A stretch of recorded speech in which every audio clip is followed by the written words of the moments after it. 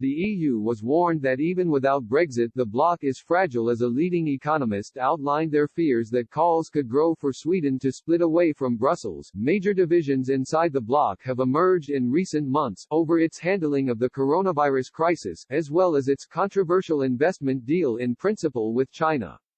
The European Commission's President Ursula von der Leyen was heavily criticized after she admitted the vaccination program inside the bloc had not gone to plan, while French President Emmanuel Macron also received reproval for his suggestion the AstraZeneca jab didn't work among sections of older citizens. This has seen furious member states go on the offensive and opt to source their own jabs, including the Czech Republic, now one of the world's biggest hotspots for the virus, which has pleaded with other nations for support in getting vaccines. The likes of Stockholm were also likely frustrated with Mr. Macron and his German counterpart Angela Merkel, who were described as playing an active role in driving through the EU-China deal. Sweden has been scathing of China in the past, denouncing its track record on human rights. With Brexit also now concluded and the UK appearing to move clear of the EU in its race to vaccinate citizens, cracks within Brussels are beginning to emerge.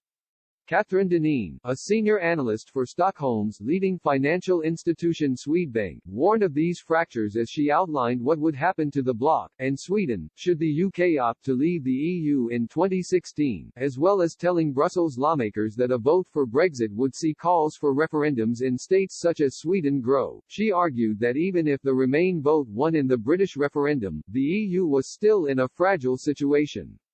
Writing for Swedbank, Ms. Deneen said, in recent years, EU collaboration has been tested frequently, by the euro crisis in 2010, by the Greek debt crisis and the Russian military escalation in 2014 to 2016, and by the ongoing refugee crisis. Even without the UK referendum, the EU is polarized and fragile, with the refugee crisis adding pressure and the Schengen cooperation at risk of coming to an end. A UK exit would weaken the EU even further. She explained that vital, expensive reforms that could be used to boost EU growth long-term might be postponed, and that as a result it could lead to a weaker global sentiment, dampened investments and consumption in Europe and dampened European growth. This, Ms. Deneen noted, would affect Swedish growth too. The expert concluded by admitting should the UK leave, Sweden would lose one of its most important allies in the EU, leading to Stockholm's influence potentially diminishing. She added, the support for continued Swedish membership in the EU has declined. In the case of a Brexit, we expect an increase in demands for Sweden to also exit the EU. More recently, the European Commission told 6 of its member states, including Sweden, Germany and Hungary, to ease their coronavirus border rules. According to the local, an EU diplomat argued that Stockholm's controls are more radical than the strongest Soviet customs official you can imagine. A spokesperson for the Commission also said that it wanted to underline the need for free movement restrictions to be non-discriminatory and proportionate. They added, we urge member states to align their provisions more closely with the Commission recommendations that we have jointly agreed, and review their rules on free movement.